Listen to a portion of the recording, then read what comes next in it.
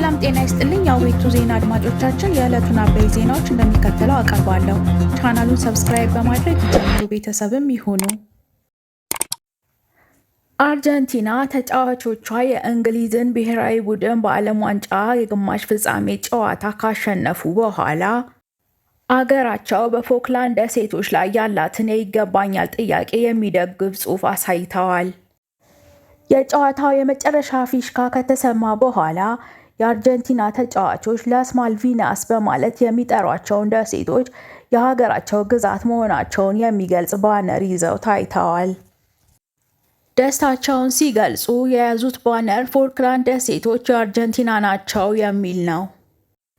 የፎክላንድ ደሴቶች በደቡብ ምዕራብ አትላንቲክ ውቅያኖስ ላይ የሚገኙ የእንግሊዝ የባህር ማዶ ግዛት አካል ሲሆኑ በብሪታንያ እና በአርጀንቲና መካከል የሉዓላዊነት ይገባኛል ውዝግብ ርዕሰ ጉዳይ ሆነው ቀጥለዋል።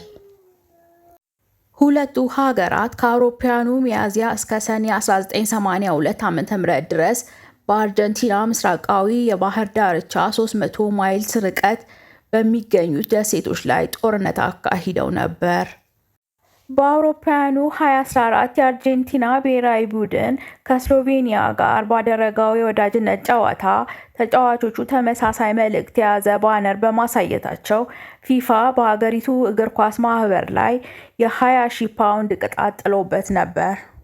ፊፋ ይህ የአርጀንቲና ቡድን ድርጊት የተቋሙን ሕግ የሚጥስ ነው ስላለ ክስተቱን መርምሮ ቅጣት እንደሚያስተላልፍ እየተጠበቀ ነው።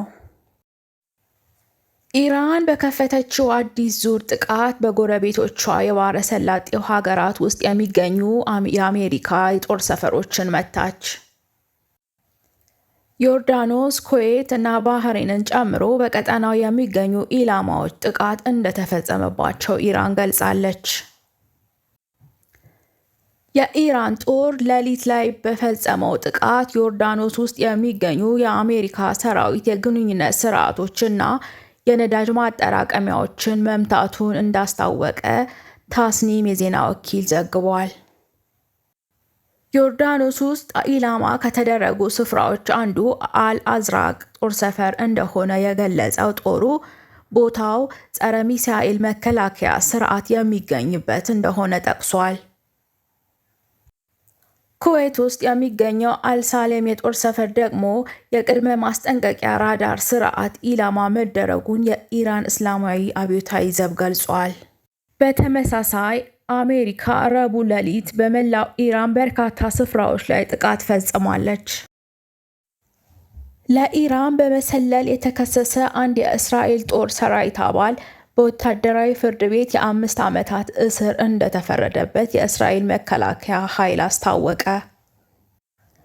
ወታደሩ የገንዘብ ጥቅም ለማግኘት ሲል በጦርነት ወቅት ከኢራን የተተኮሰ ሚሳኤል ሲከሽፍ የሚያሳይ ቪዲዮን ጨምሮ ለኢራን የስለላ ወኪል መረጃዎችን በማስተላለፍ ነው የተከሰሰው።